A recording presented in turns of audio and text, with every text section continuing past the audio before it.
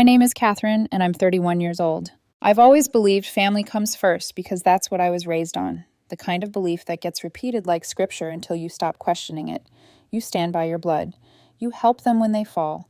You share when you have more. You forgive when they mess up. That's what my mother used to say, but over the years, I started realizing what she really meant was family comes first, as long as you're the one giving. In my family, love was measured in how quickly you stepped in when something went wrong, and I was trained early to be the one who stepped in. I grew up in a small, middle-class neighborhood where everyone knew everyone, the kind of place where people waved from porches and whispered behind curtains. My dad worked in construction until a back injury forced him into early retirement, and my mom stayed home, picking up babysitting jobs for neighbors when money got tight. We never had much, but we were never desperate either, not until Dad's injury turned tight into thin. I was the oldest of three, which in my house didn't mean leader, it meant buffer. Then came my brother Mark, 2 years younger, all effortless charm and easy laughter, the kind of boy adults forgave before he even apologized. And then my sister Lily, 5 years younger, the baby, the one everyone wanted to protect like she was made of glass. Mark was always the golden child. He could wreck something and make people laugh while he did it. Lily could cry and make the whole room move around her. And me, I was the reliable one. The one who stayed out of trouble, worked part-time in high school, fixed things around the house when Dad's back went out, and learned quickly that being good didn't earn praise so much as it earned responsibility. Being the good daughter sounds nice on paper, but in my family, it just meant I was expected to handle things. If Mark crashed the car, I helped cover the repair. If Mom forgot the electric bill, I transferred money. If Lily needed tuition help, I quietly set aside my own savings. At first, I didn't mind. It felt good to be needed. It felt like my role mattered. But as I got older, I started noticing how little gratitude came with it. There was always expectation, never appreciation. Help wasn't something I offered. Help was something they counted on, like gravity. When I was 25, I landed a good job in IT after years of grinding through college and freelancing at night. I wasn't rich, but I was stable. I paid off my student loans early. I had a small apartment. I started investing carefully because no one in my family had ever taught me what security looked like, so I taught myself. My parents always compared me to Mark. He bounced from job to job, rarely keeping one longer than 6 months. He was charismatic but irresponsible, the kind of man who always had a big plan and always needed just a small loan to get it started. For years, I gave in. I told myself he was still figuring things out, that maybe one day something would click. It never did. By 29, I was doing well enough that I could help my parents in a big way. Their mortgage had been slowly choking them for years, missed payments, mounting interest, stress hanging over every dinner conversation like fog. I remember the night Mom called me crying because the bank had sent another final notice. I told her not to worry, that I'd take care of it, and I did. I paid off the entire remaining balance, close to $85,000. It wiped out a huge chunk of my savings, the money I'd been quietly setting aside for my own future, but seeing relief flood my mom's face made it feel worth it. She hugged me, crying, saying I'd saved the family home. Dad shook my hand in silence, which was his way of saying thank you. Mark congratulated me too in that casual, half-joking way he always did. "Guess it pays to be the nerd," he said, laughing like it was harmless. At the time, I laughed it off. I didn't think much of it, but over the next few months, something started to shift. The way they talked to me changed, and it wasn't obvious at first. It was small remarks, little digs I brushed off because I didn't want to be the sensitive one. Mom would joke about how I liked showing off. Mark would tell people, "Catherine's basically our sugar mama now," followed by a laugh, like it was all in good fun. Lily would joke about how I was buying love with cash, like my sacrifices were a personality flaw instead of an act of care. I knew they were joking, at least I told myself they were, but each comment chipped away at something inside me. I had sacrificed years of saving, my plans for a home of my own, my sense of safety, just to make sure they were okay, and somehow I'd become a punchline. The breaking point didn't come all at once.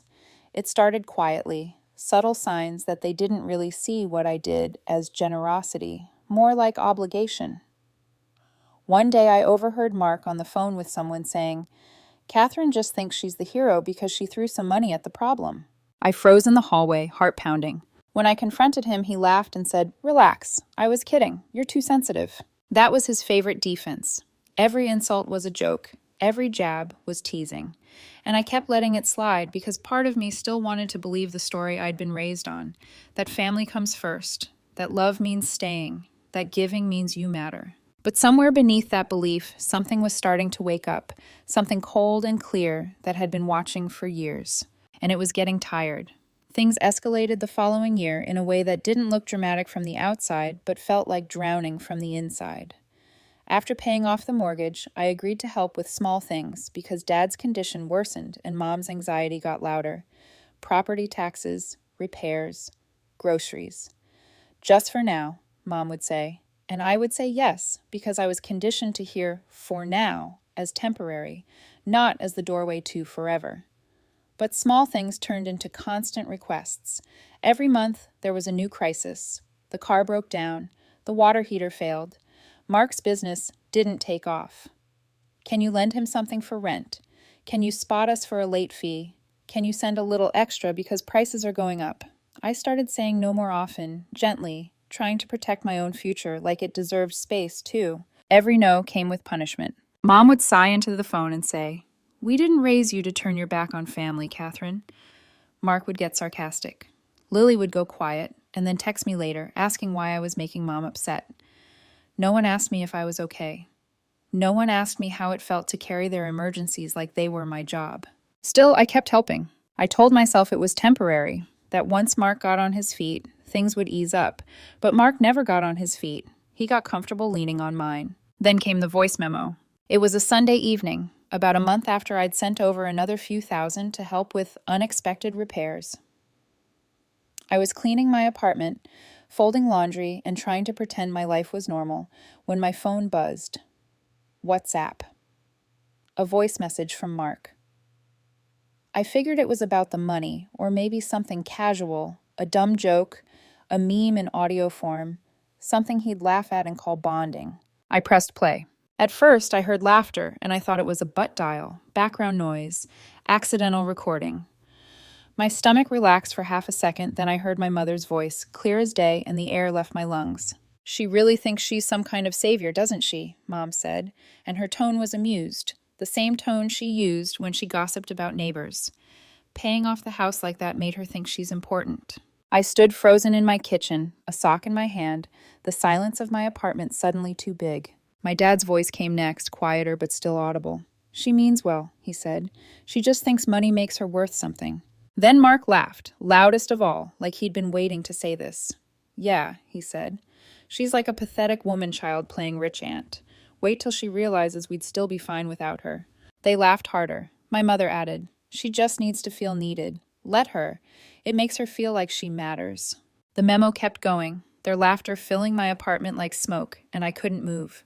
I must have replayed it 10 times, hoping I'd misheard something, that there was context I was missing, that it was a joke about someone else.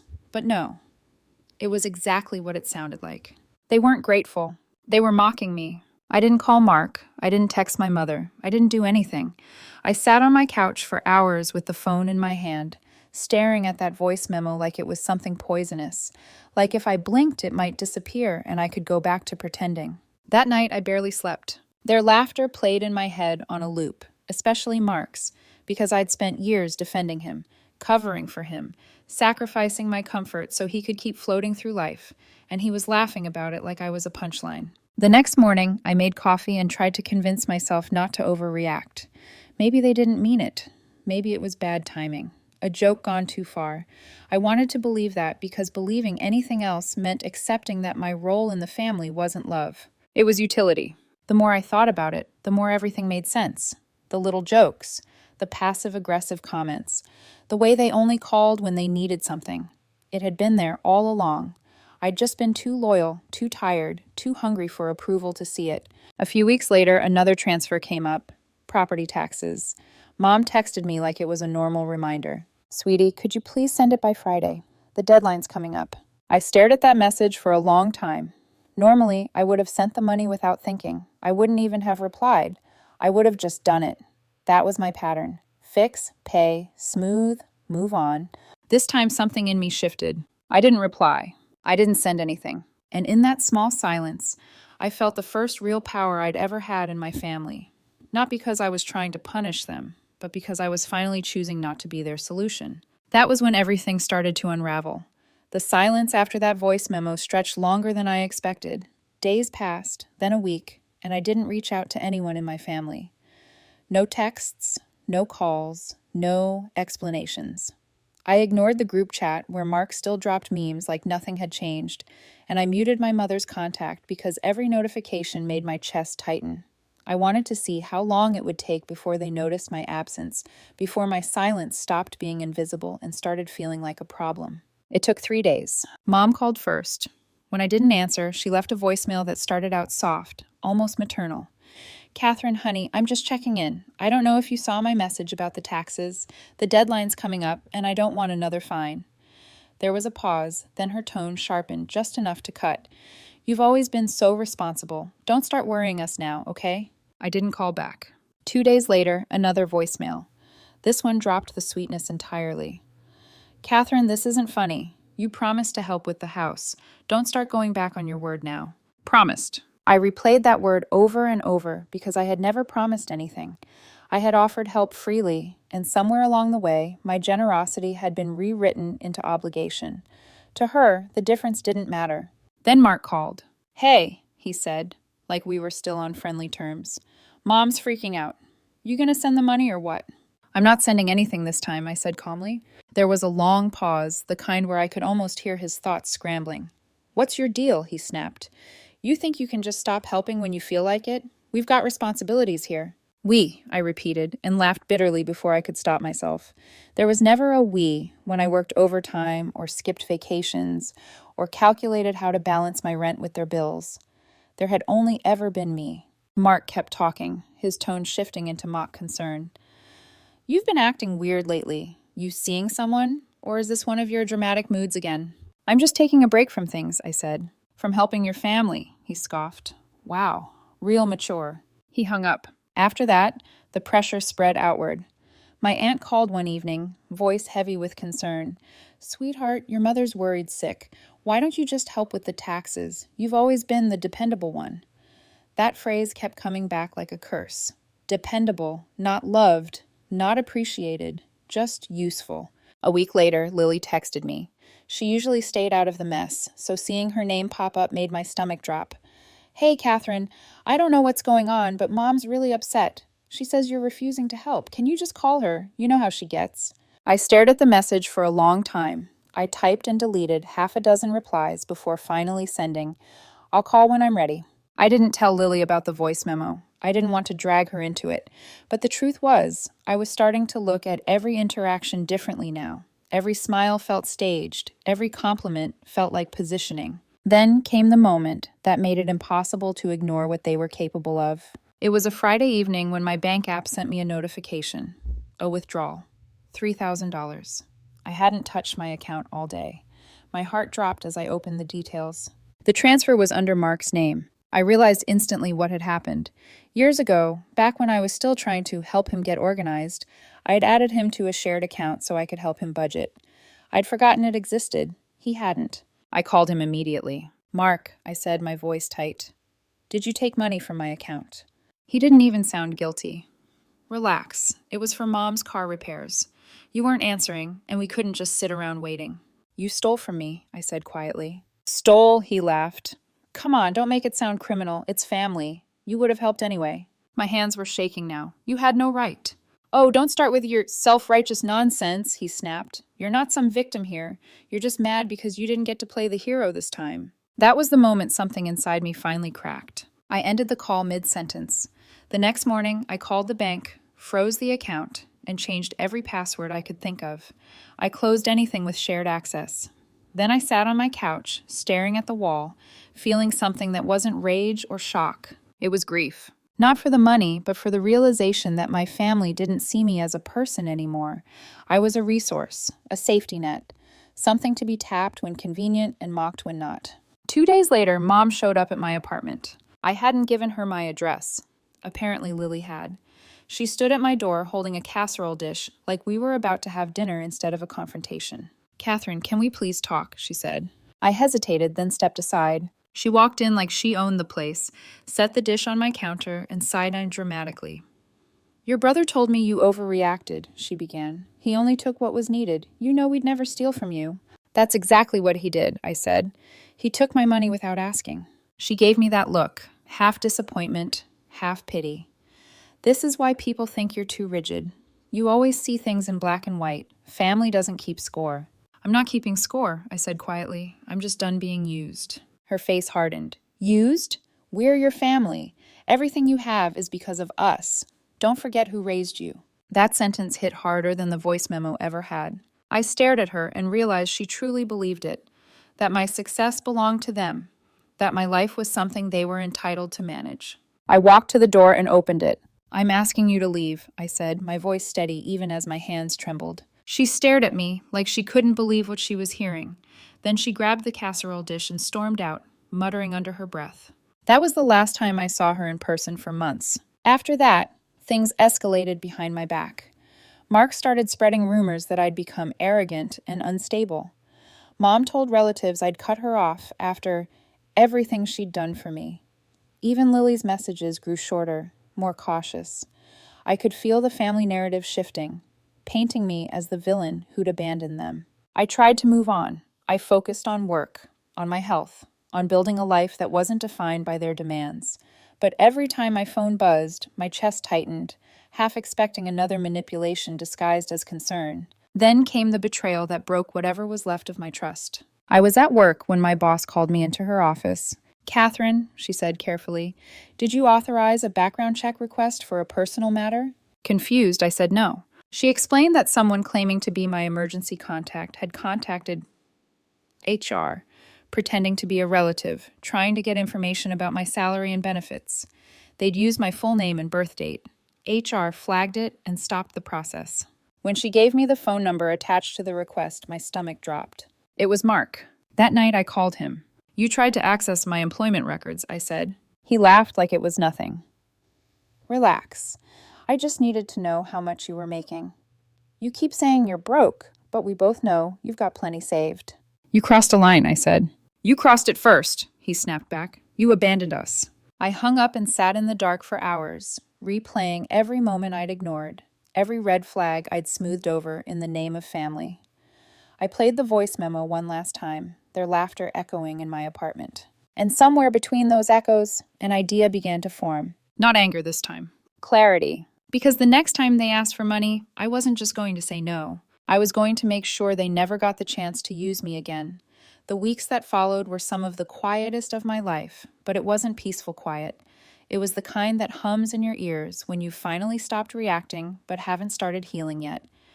I went to work, came home, cooked simple meals, and sat alone with my thoughts longer than I ever had before. Without the constant emergencies, the frantic calls, the guilt-laced texts, there was suddenly space. And in that space, I realized how much of my identity had been built around fixing other people's messes. For years, I'd mistaken usefulness for love. Work became my anchor. I stayed late, took on projects no one else wanted, learned new systems on my own time. My manager noticed the shift almost immediately. "You've been focused lately," she said one afternoon. "Different, in a good way." I smiled and thanked her, but inside I knew the truth. I wasn't focused because I was ambitious. I was focused because I finally wasn't bleeding energy into a black hole. I started going to the gym again, not to punish my body, but to feel strong in it. I cooked instead of ordering takeout. I cleaned my apartment and rearranged the furniture like I was claiming the space as mine for the first time. These were small things, almost embarrassingly small, but they mattered. Every choice I made without considering how it would affect my family felt like a quiet rebellion. Still, they didn't disappear. I heard about them through relatives, through friends of friends who thought they were helping. Mark had been telling anyone who would listen that I'd lost perspective, that money had changed me. Mom was leaning hard into the narrative of the worried mother abandoned by her cold, career-obsessed daughter. Lily stayed neutral, which in my family was the closest thing to kindness. Then the letter came. It arrived in a plain white envelope, no return address, just my parents' handwriting on the front. I almost threw it away, but something in me needed to see what it said. Inside was a note from Lily. Catherine, I know you don't want to hear from us, but things have gotten bad. Mom's been sick, Mark's struggling, and they're blaming you for not helping. I don't know what really happened, but I wish you'd just talk to them. They're not okay, please. I stared at the letter for a long time. This was the hook they always used. Guilt dressed up as concern. Crisis framed as my responsibility. For a moment, the old reflex kicked in.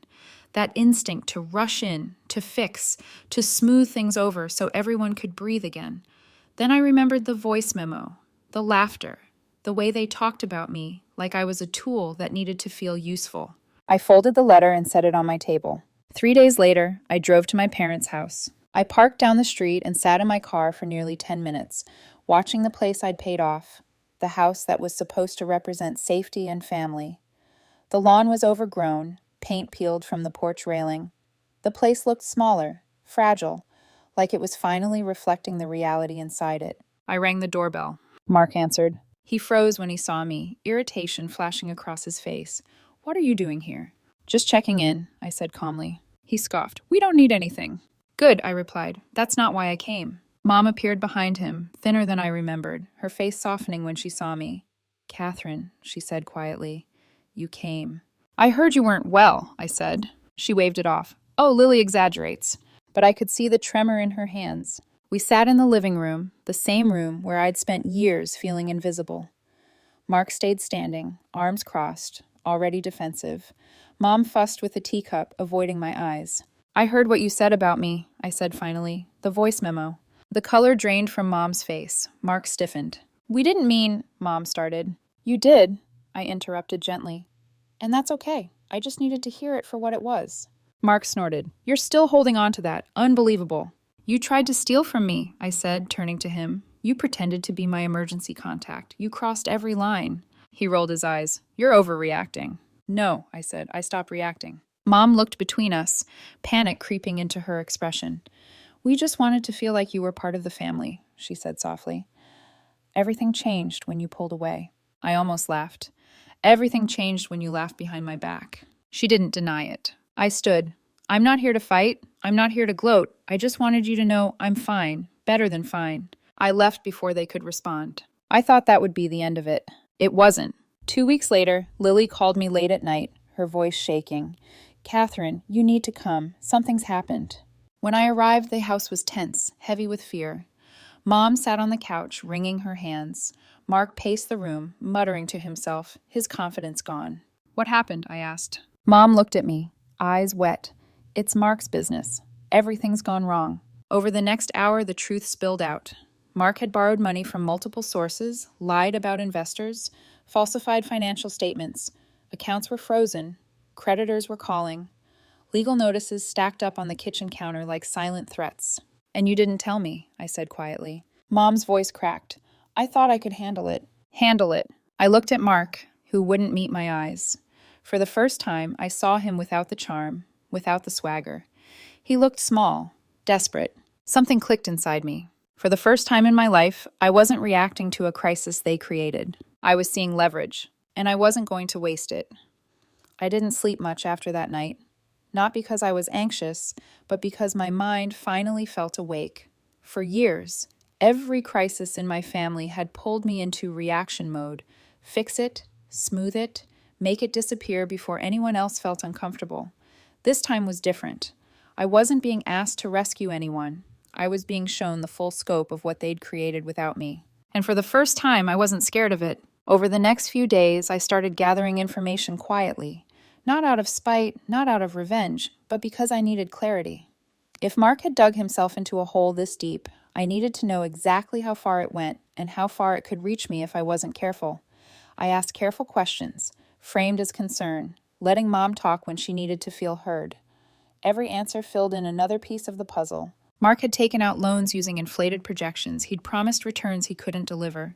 He'd leaned on family backing when talking to partners, letting people assume my money and stability were still behind him. And when things started to crack, he didn't stop. He doubled down. More lies, more borrowing, more shifting blame. Mom had known something was wrong for months. She'd just convinced herself it wasn't her place to question him. He sounded so confident, she told me, eyes wet. I didn't want to believe he could do something like this. I nodded, but inside I was thinking the quiet part she still wasn't ready to say. You didn't want to believe it because believing it would mean admitting you were wrong about me too. I went home and started documenting everything. Emails, text messages, bank alerts, notes from conversations. I treated it like a work project, organized, unemotional, thorough. For once, I wasn't trying to prove my worth. I was protecting it. Then I reached out to people I trusted, not family, not mutual friends, but professionals. A former colleague who now worked in banking compliance, an acquaintance from a networking event who specialized in small business law. I didn't frame it as a family conflict. I framed it as a hypothetical. What would you do if someone manipulated finances and tried to pull others into liability? Their answers were consistent. Protect yourself first. Separate your accounts. Document everything. And most importantly, don't intervene in ways that make you responsible for someone else's fraud. That last part stuck with me. Meanwhile, Mark spiraled. He called me twice, left voicemails that swung wildly between anger and desperation. You don't get it, one message said. If you just helped like you always do, this wouldn't have happened. Another ended with, you think you're so smart. Let's see how long that lasts. I didn't respond. Mom tried again too, softer this time. He's scared, she said. I don't know how to help him. I know, I replied calmly, and that's the problem. The more they panicked, the clearer my position became. If I stepped in now, I wouldn't be helping. I'd be enabling. I'd be absorbing consequences that weren't mine to carry. One afternoon, I got a call from a mutual acquaintance who had done contract work for Mark. He didn't know about our situation. He just sounded frustrated. Hey, Catherine, you wouldn't happen to know what's going on with Mark's payments, would you? He keeps pushing deadlines and now he's stopped answering. That was the moment I understood how far his reach had extended. I asked for details, names, dates, promises made.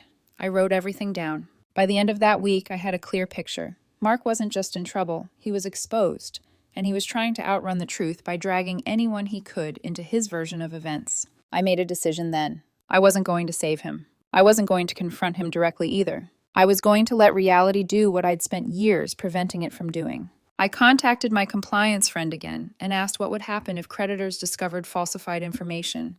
She didn't sugarcoat it. It escalates fast, she said, especially if there's a pattern. That night, I sat at my kitchen table, documents spread out in front of me, and felt something I hadn't expected. Not rage, not triumph, relief. Because for the first time, I wasn't alone in seeing the truth. I stopped answering calls. I stopped explaining myself.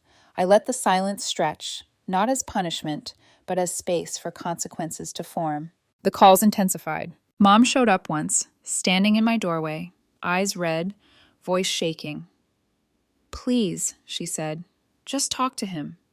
You're the only one he listens to. I shook my head gently. No, Mom, I was the only one he used. She flinched, but I didn't soften it. This time I didn't. Within 2 weeks, Mark's creditors stopped calling me indirectly and started calling him directly. Accounts froze. Payment plans collapsed. A partner threatened legal action. Every safety net he'd assumed existed vanished because I wasn't propping it up anymore. And then something unexpected happened. Lily came over. She sat on my couch, quiet for a long time, twisting her hands together. I didn't know how bad it was, she finally said. I didn't want to choose sides. I looked at her carefully. I'm not asking you to. She nodded slowly. I think I understand now. You weren't being cruel. You were protecting yourself. That might have been the first time anyone in my family had ever said something like that to me. As she left, she hugged me tightly. I'm glad you stopped, she whispered. I don't think any of us would have if you hadn't. After she walked out, I sat alone in the quiet and realized something profound. I wasn't winning. I wasn't losing. I was stepping out of a role that never belonged to me. And the fallout hadn't even fully landed yet. The fallout didn't arrive all at once. It crept in through cracks Mark had ignored for years, through systems he'd assumed would bend the way people always had. Except systems don't feel guilt. They don't love you. And they don't forgive because you ask nicely. The first call came on a Tuesday morning while I was getting ready for work. My phone lit up with an unfamiliar number. I almost let it go to voicemail, but something told me to answer. Is this Catherine? A man asked, his tone clipped and professional. Yes. This is Daniel Cross from Ridgeway Financial. We've been trying to reach your brother, Mark. He listed you as a point of contact. My stomach tightened, but my voice stayed calm. I'm not involved in his business. There was a pause on the line. That's not what we were told. I'm sure, I replied evenly, but you've been misinformed. I hung up and felt a strange sense of calm settle over me. For once, I wasn't scrambling to clean up a mess. I wasn't apologizing for something I hadn't done. I was simply stating the truth and letting it stand. Over the next week, the calls multiplied. Creditors, former partners, contractors who had been promised payment and were now getting silence. Each one assumed I'd step in like I always had. Each one sounded surprised when I didn't. Mom called every night. At least talk to him, she pleaded. He's scared. So am I replied once and meant it. Not scared of losing money, but of losing myself again if I stepped back into that role. Mark finally showed up at my apartment unannounced. I opened the door and barely recognized him. His hair was unkempt, eyes rimmed red, clothes wrinkled like he'd slept in them. The charm was gone. The confidence had collapsed inward. You really going to do this? He asked, stepping inside before I could stop him. You're just going to let everything burn. I closed the door slowly. I'm not letting anything burn. I just stopped putting out fires you started. He laughed bitterly. You always think you're so morally superior. No, I said quietly. I think I'm done being your backup plan. He paced my living room like a trapped animal. You don't understand how bad it is. They're freezing accounts. People are threatening lawsuits. I need time. You had time, I replied. You used it to lie. His voice cracked for the first time. I thought you'd always be there. That sentence hit harder than any insult ever had. I was, I said. You just never noticed unless you needed something. He sank onto my couch, rubbing his face. For a moment, I saw the brother I grew up with. The boy who used to sneak into my room at night when he had nightmares, who laughed too loud because he didn't know how to be quiet with his feelings.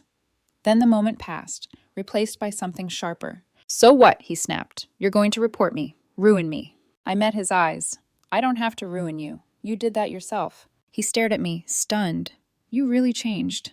No, I said softly. I just stopped disappearing. After he left, I sat in the silence and realized something else had shifted. I wasn't angry anymore. I wasn't shaking. I wasn't replaying conversations in my head. I felt grounded. The investigation escalated quickly after that. Banks confirmed inconsistencies. A former partner filed a formal complaint. Emails Mark had sent, ones he thought were deleted, resurfaced through compliance audits. Each piece tightened the circle around him, and for the first time, Mom couldn't spin it as a misunderstanding. She came to my apartment one last time, eyes swollen from crying. I didn't raise him to be like this, she said. I didn't answer right away. Then, carefully, you didn't raise me to be used either. She nodded slowly like the words had finally landed. When the legal notices arrived, Mark stopped calling. His silence felt heavier than all the noise before it. Lily texted me once. They're finally seeing it. All of it. Work became my refuge. I threw myself into projects not to escape, but because I could finally focus without the weight of my family pulling at me. A month later, my manager pulled me aside and offered me a promotion I'd quietly worked toward for years. I accepted without hesitation. That night, I sat alone in my apartment, city lights glowing through the windows, and realized how different the quiet felt now. It wasn't lonely, it wasn't tense, it was earned. Mark didn't need saving, and I didn't need sacrificing. All that was left was the final reckoning, not the loud kind, but the kind that settles in slowly and doesn't leave. The final collapse didn't come with sirens or shouting. It came the way most real endings do, quietly, with paperwork and consequences, and a silence that no one knew how to fill anymore. I heard about it from Lily first. She called me one evening, her voice calm but heavy. It's official, she said. Mark's accounts are frozen. The bank confirmed fraud. One of his partners filed charges. I closed my eyes and leaned back against my kitchen counter. I didn't feel relief the way I thought I might. I felt settled, like a long-held tension had finally let go. What about Mom and Dad? I asked. They're shaken, Lily replied. Dad keeps replaying everything in his head. Mom's embarrassed. Not just because of what Mark did, but because people know now. The narrative cracked. That mattered more to my mother than she would ever admit. The truth spread faster than any lie Mark had ever told. Once one creditor spoke up, others followed. Once one partner filed a complaint, more came forward. His charm couldn't outrun documents. His confidence couldn't talk its way past signatures and timestamps. The systems he thought he could manipulate finally did what people never had. They stopped caring about his feelings. Mark didn't contact me again after that last visit. No more voicemails, no threats, no pleas. I heard later that he tried to frame himself as overwhelmed, misunderstood, a victim of family betrayal. It didn't land. Not when the evidence said otherwise. Not when Mom and Dad stopped defending him because they couldn't anymore without implicating themselves. Olivia filed for separation shortly after. Lily told me she looked exhausted but lighter, like someone who had finally stopped arguing with reality. I wished her well quietly and meant it. She wasn't my enemy. She was another person who had believed Mark because he made it easy to believe him. My parents called me one last time together. Dad did most of the talking. His voice was low, steady, in a way I hadn't heard before. "We were wrong," he said. "About a lot of things. About you." Mom cried softly in the background, but she didn't interrupt. "We leaned on Mark because it was easier," Dad continued. "And we leaned on you because you never pushed back. That wasn't fair." "No," I said gently. "It wasn't. They didn't ask me to fix anything. That was new. They didn't ask for money. They didn't ask me to talk to Mark. They just told me they were trying to untangle the mess themselves, slowly, with help they'd never wanted to admit they needed." "I'm proud of you," Mom said finally, her voice breaking. "I should have said that a long time ago." I thanked them and ended the call before it could turn into something else. That night, I sat on my couch in the quiet, thinking about how strange it was that peace didn't feel loud or triumphant. It felt ordinary, earned, like something that had been waiting for me to stop abandoning myself. Life moved forward. I settled into my new role at work, the kind of position that came with responsibility, but not chaos. I stopped checking my phone compulsively. I slept through the night. I spent weekends doing things that had nothing to do with fixing anyone else's life. Long walks, books, coffee with people who asked how I was and actually waited for the answer. Lily and I stayed in touch. Our relationship was cautious but honest now. No pretending, no translating between unspoken expectations, just truth. Months later, I drove past my parents' house without stopping. The lawn was trimmed again. The porch had been repainted. It looked smaller than it used to. Not because it had changed, but because I had.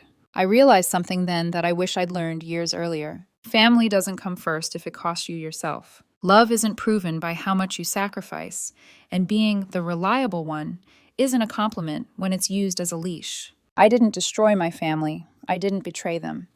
I just stopped protecting them from the consequences of their choices.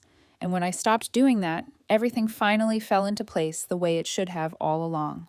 That voice memo that once shattered me doesn't hurt anymore. It sits in an old folder I never open. A reminder of who I used to be and why I will never go back. The power they had over me was never money. It was my silence. And once I took that back, they had nothing left to take.